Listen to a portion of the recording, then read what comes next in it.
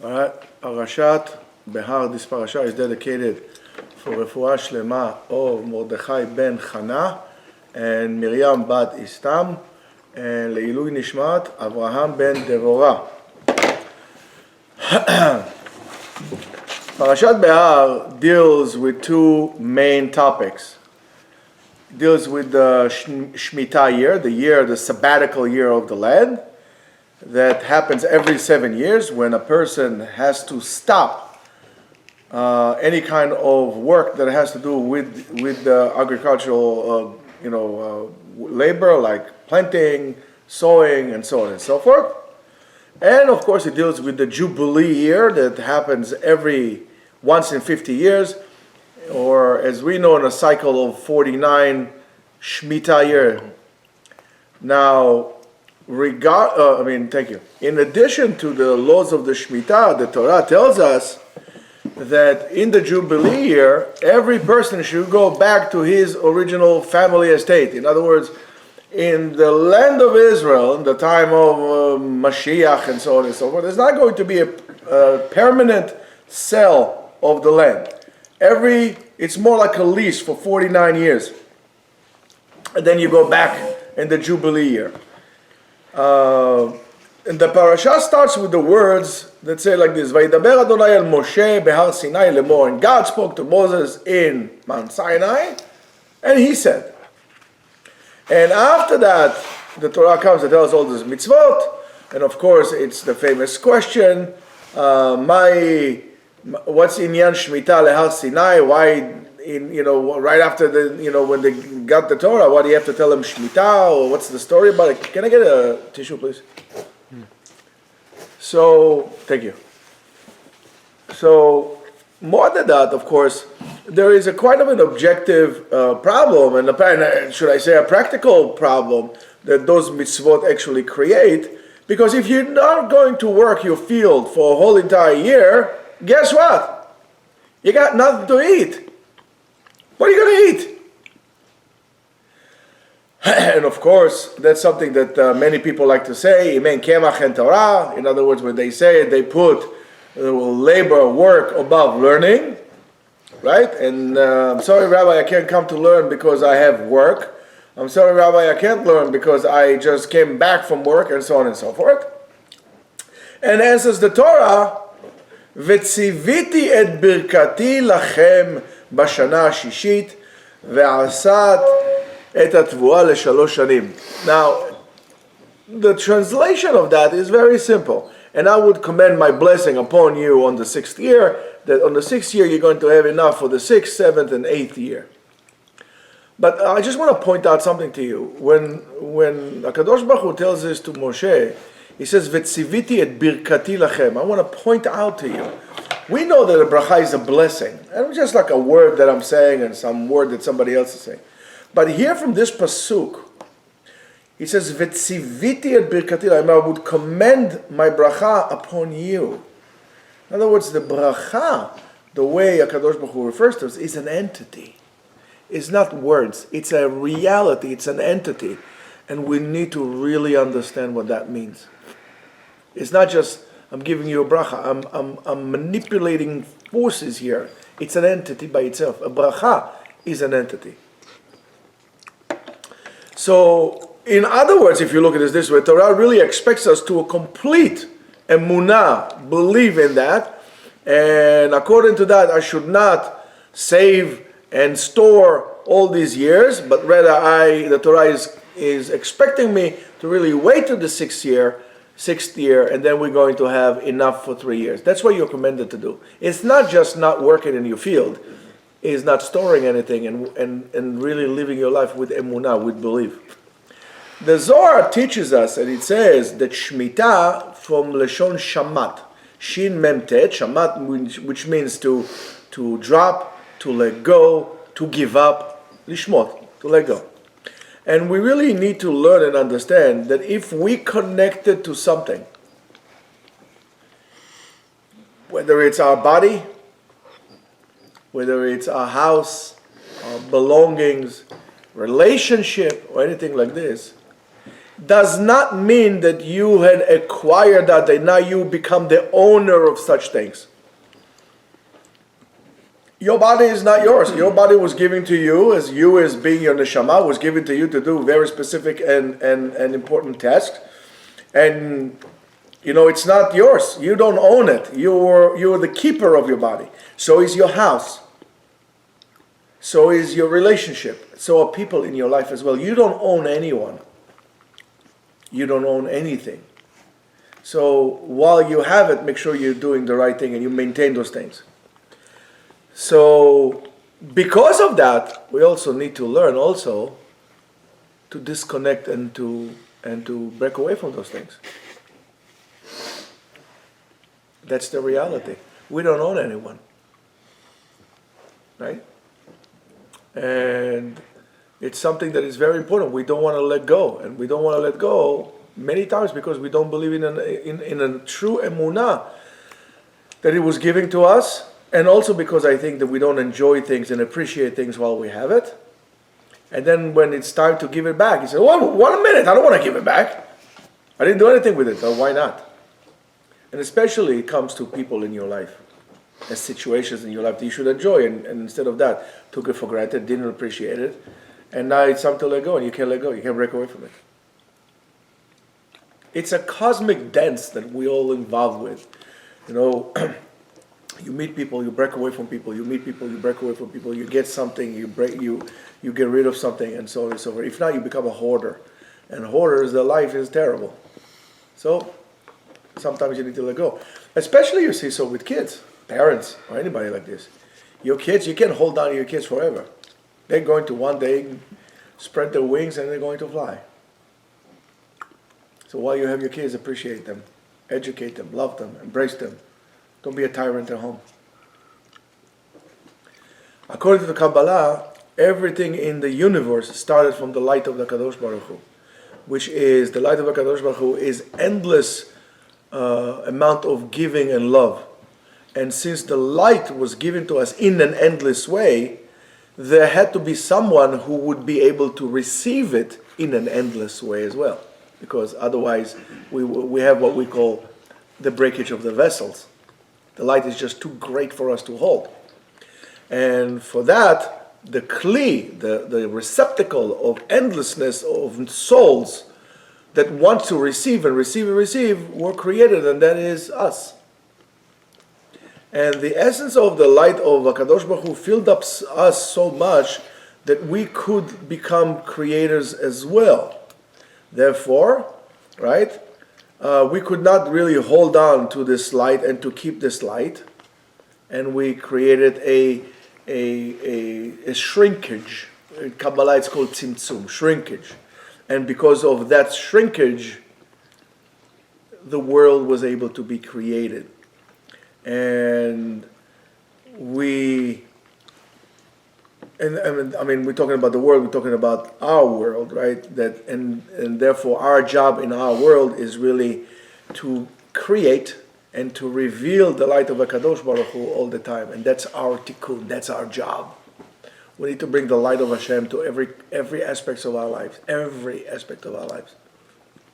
In the Sefer written by Rav Ashlag, which is called Pri Chacham, he explained that we say Kodesh and Chol, holy and mundane, right? I don't say unholy, but mundane.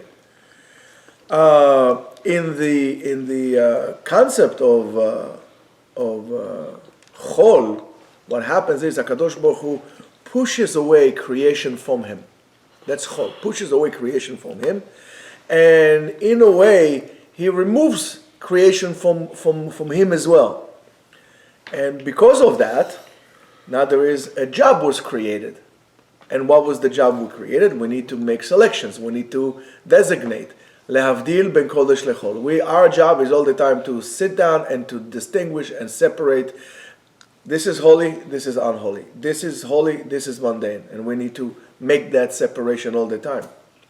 And that's the whole concept on Motzei Shabbat, when we make Havdalah, Hamavdil ben Kodesh Lechol, because at night, that's the Sunday, that's the beginning of creation. Now you'll see why those 6 days are important, why Shabbat is even more important. So during those days, the days of the week, the 6 days of the week, in other words, 6 days of the week, we're talking about Sunday to Friday, all creation, all the beings, whether it's going to be humans, animals, and so on and so forth, they're looking that livelihood that was lost from them, the chayut, that light of HaKadosh Baruch Hu. They're looking the chayut that was missing from them. And even if they don't really know it, or particularly know it, in a way, when they're looking for the chayut, they're looking for Hashem, they're looking for God. One of the things Rav Nachman ben Breslov says is one of the things that people love, rich people, is, and it's a tremendous limud zchut on people, is because they feel they want to get not to the person himself, but rather to the shefa that comes from the person. In other words, when you are working and when you're doing all these things, you're basically looking for God. You're looking for this livelihood that was taken away from you. And 6 days, HaKadosh Baruch Hu, in a way, cast creation, and each one of us, in its way, by the way, take some children, take some stuff, it's really good. Each one, in a way, is looking for his in his way, looking for his chayut that he owns himself. And what you get from this is something which is very interesting. In a way, there's no such thing as automatic life. There's no life by chill out and remote control. There's no such thing. We need to acquire life. We need to earn, and again, we need to earn life every single day, day by day, hour by hour, minute by minute. We need to acquire life, connect to life, not to connect to death. We need to breathe, to eat, to make a living from, and that's what gives us life. So therefore, and it's like the essence of the 6 days, it's like an object. That when you take the object and you toss it up, the definition of gravity itself, right? You take the object, you toss it up, and the object goes up by the force by the acceleration that the force that initiated it gave it. So it's going up against gravity, goes up, goes up. However, once this force is ended, it immediately goes what? Goes back to its root. That's, by the way, the issue, the concept behind tshuva. A person goes after his desires, and he goes and he breaks away from gravity, he breaks away from his normality. The normal state of humans, the normal state of people, of Jews, of all creation, is always to be holy. So why we created the 6 days? So we could come back to it. And that's Shabbat and Shuvah, that's why they're associated together. So we always come back to our source. If you throw it up, what will happen? It would land exactly where it's like those Arabs when they go to weddings, they shoot in the air, and a lot of people die because the bullets come down on their heads. You know, that's gravity. That's what it is. So this is what happens during the 6 days. The 6 days is the push, right? You go after your whatever, food, this and that, and so on and so forth. Your desires you try to acquire. However, Shabbat, that's a push. Shabbat is the time in which creation comes back to you, to us. That's where we get the extra neshama, the extra soul portion, and so on and so forth. Why? Because HaKadosh Baruch Hu pushes creation all the way during the weekdays out, and we are missing the chayut, the livelihood. That's why you become very tired during the week. And the Shabbat, what do we say in Kiddush? Shamayim v'nafash. No. Vayuchulu hashamayim, right? Vayuchulu hashamayim. The Or HaChaim HaKadosh says, Vayuchulu milshon kaleh. Lichlot means what? To finish. To lichlot means the soul, right, goes out to from its source, right, during the week, and then comes back to it, midvatelet, all the desires, everything that we need comes back down to its source on Shabbat. That's why people who don't keep Shabbat are basically driving themselves crazy. There's no returning to that soul. There's no returning to the holy. You're in an endless search for livelihood, and you fall apart. And when you're falling apart, there's nothing back to anchor you to the state of holiness, and you continue in the endless inertia of, self-propelled desires, and basically you're never going to rest. So technically speaking, if I have a spaceship and I blast out of gravity with tremendous force away from Earth, and I break out of the gravitational force of Earth, and I'm on the journey, and nothing would stop me. I basically, in this spaceship, could reach the end of the universe. Never to come back to my soul. That's what happens when a person does not keep Shabbat. You lost in space. Shabbat brings you back to the original state. And when you don't feel that, right, when you don't keep Shabbat, you don't feel the essence of your soul. The essence of really who you are. And when comes Shabbat, it's called Hitpashtuta Gashmiyut. That's like what we should reach in Tefillah. You need to really let go of all, what? Shed. Of what? Shed. Shed? What shed? Shed the physicality. I thought you were talking about shed like demons over there. Be quiet over there. Like, I don't know, what are you saying? Like, what shedim? Anyway, yes. to shed all physicality from us and increase spirituality by coming back to the source. So all week long you searching for this livelihood, and this is the time of searching, of looking, of lack of ability to see the holiness. The internal look is hidden. We have some kind of glasses, and it says in Sefer Yecheskel chapter 41, 23, 14, 86, 20. Just one pick, please. 20, 46. B, Verse. 16. 18, What happened to one? 2. Right. One. Right? He says, and it says, Shara Chatzera Pnimit Apoda Kadim Yeh Sagur Sheshet Yemei HaMaaseh. Now, if you look at the structure of Beit HaMikdash represents creation. Not like some of those fools that says it reminds them of a Canaanite temple. The guy got to be an idiot to think so. It all represents, so Shara Kadim, the eastern gate, is going to be closed six days. Uveyom HaShabbat Yifatach, and on the 7th day is going to open. Uveyom HaChodesh Yifatach, and also Rosh Chodesh is going to open up.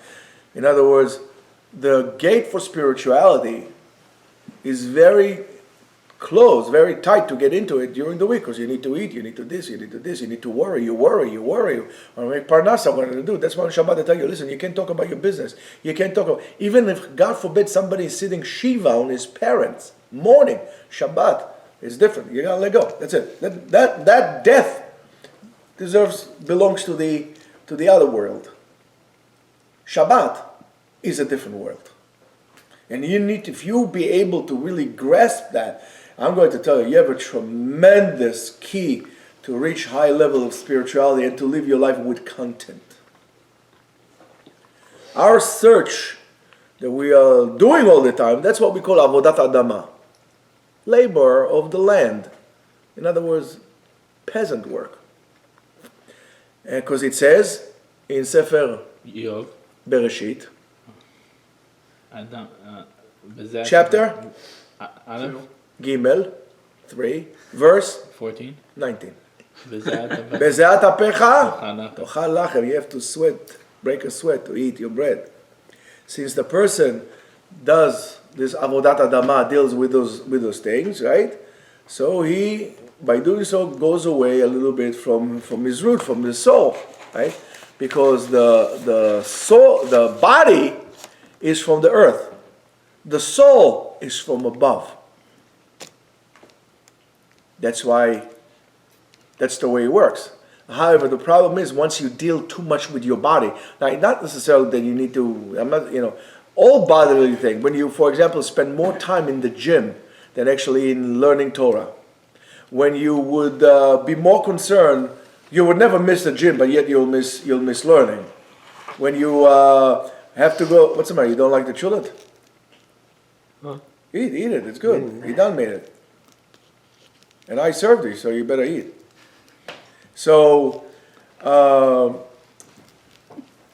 a person would go to restaurants, will go here, will go there, will give up everything, will go, I don't know, I'm busy with my thesis, I can't come to learn, I don't know, I'm flossing teeth with some elderly women and, I can't come to learn. That doesn't work. I'm sorry, these are all excuses. You are running away from your neshama, you are immersed in physicality, and you're going to be lost.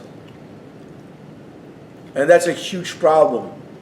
That's why a person needs kovea itim la Torah, that every day it doesn't go with it doesn't pass that you don't connect to your root, to your neshama. That's why tefillah also has the level of itpashtut hagashmiut. Chachamim in the Torah put all these things in place so we won't get lost, because we're gonna get overwhelmed, we're gonna get lost.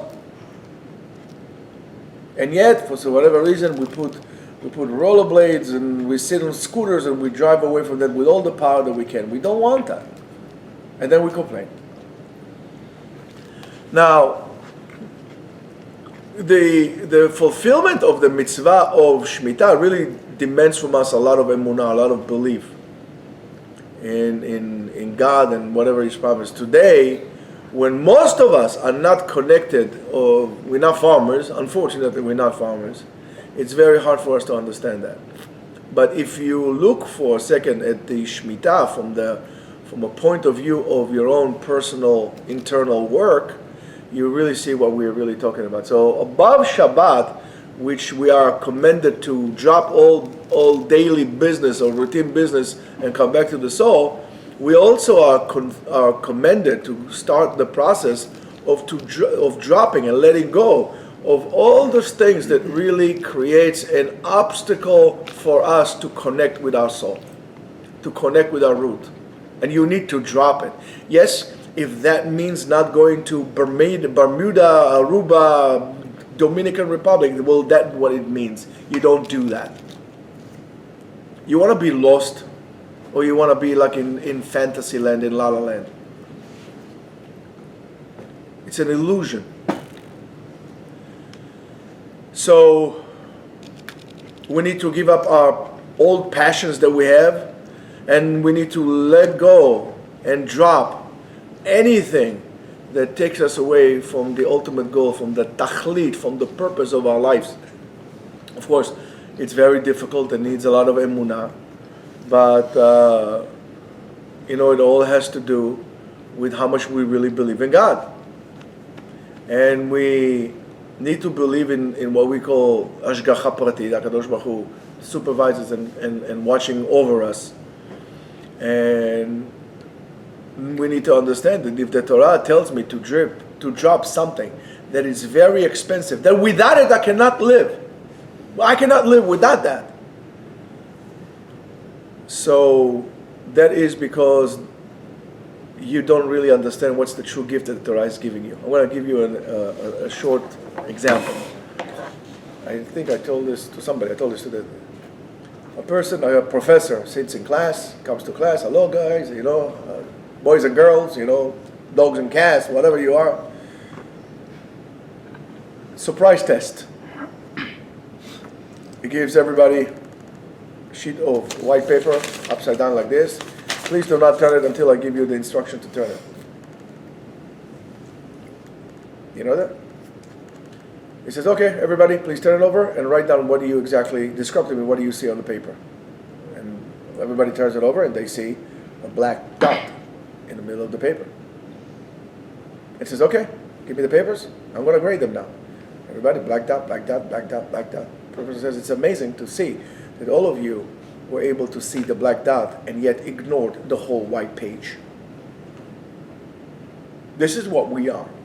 We concentrate on the bad. We focus on what is not important. We put a lot of effort into things that are absolutely meaningless.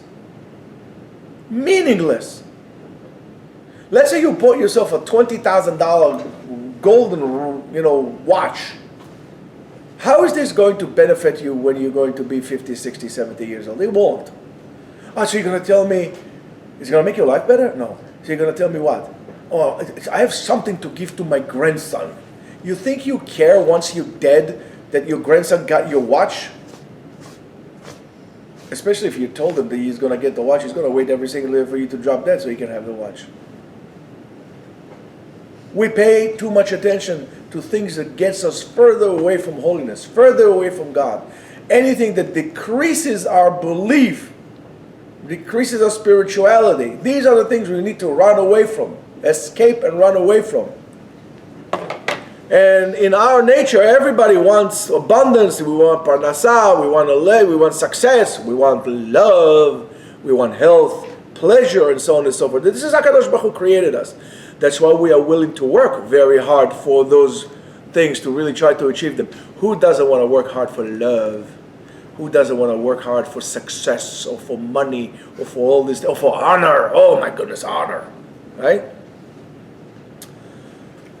But if you look at this, you see that everybody is all the time busy being involved in the race of how should I call it? Receiving. All I want is to receive. All I want is to receive. I want to receive love. I want to receive respect. I want to receive money.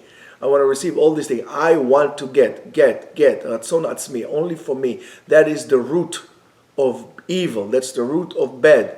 And in our society, which is a society of commodity, it's all about you need it. You don't have it, you're not a complete person. You don't have this kind of a phone, you're not complete. You don't have this kind of a car, you're not a good businessman.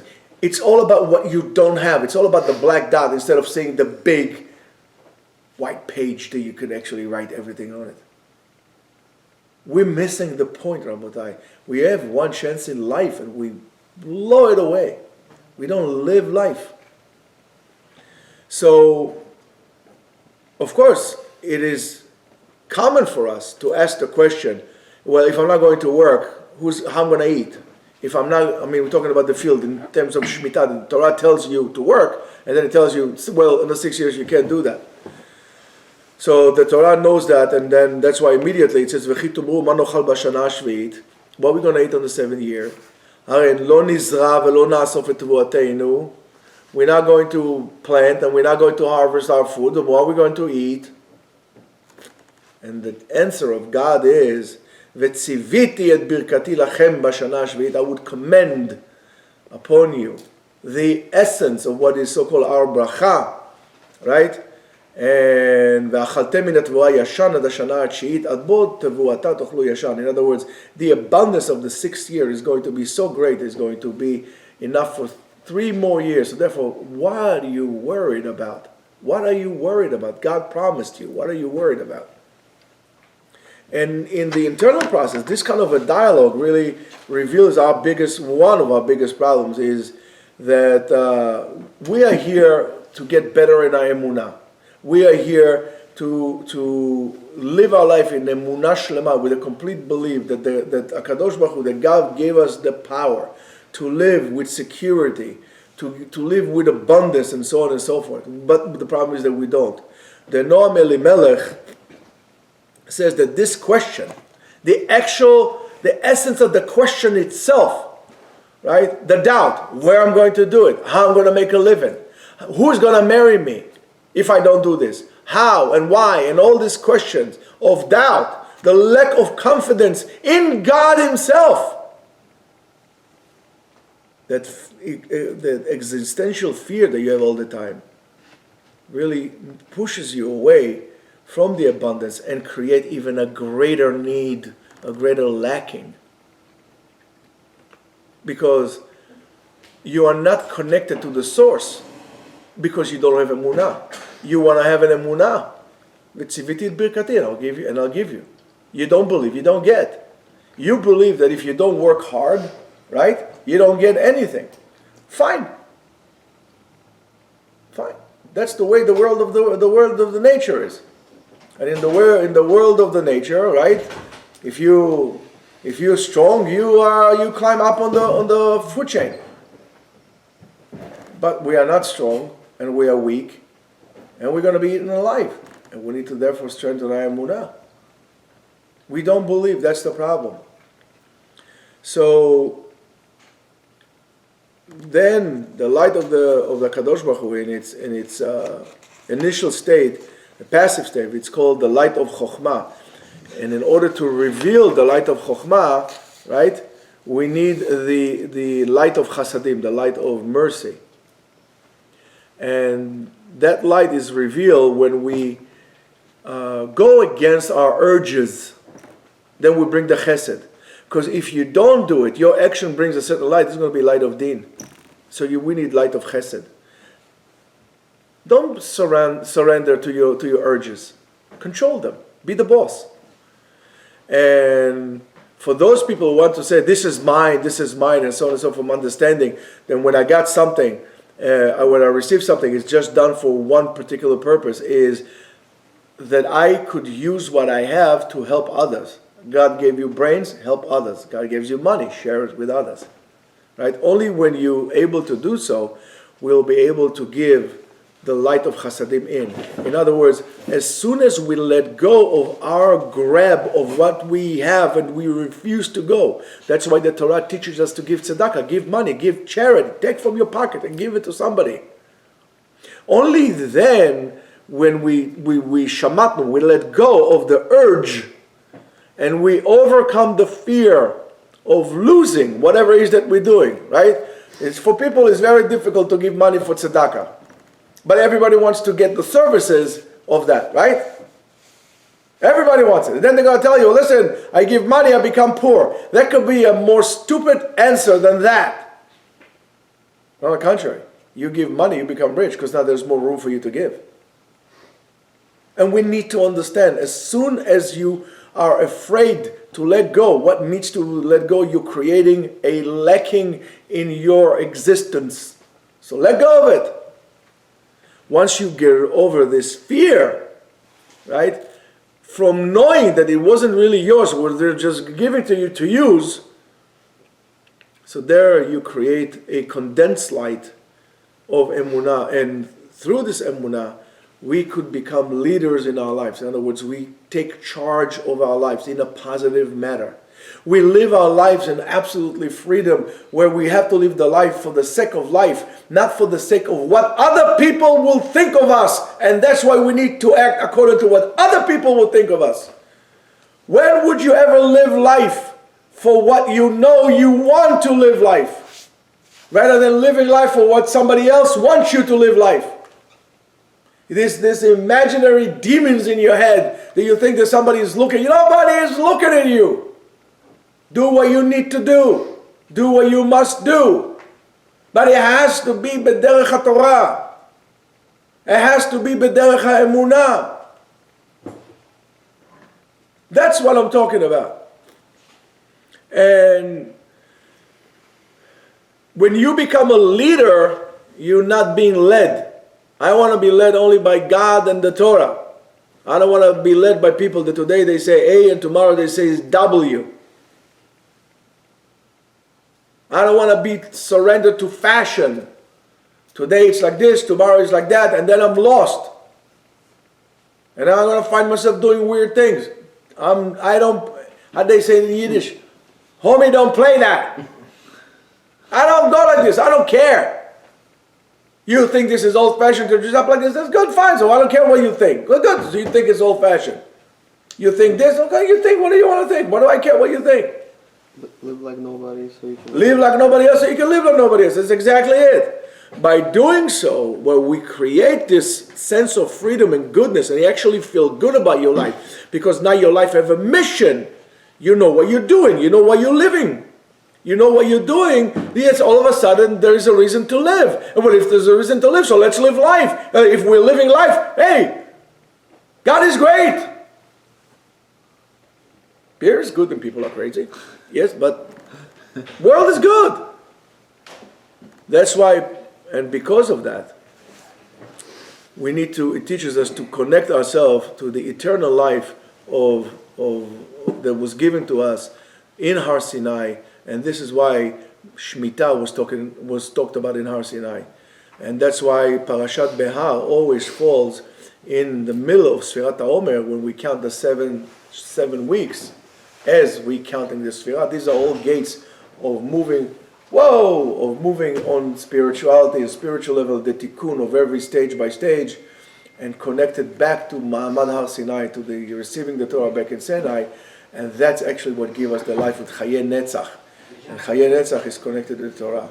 Shabbat Shalom, everybody. We went a little bit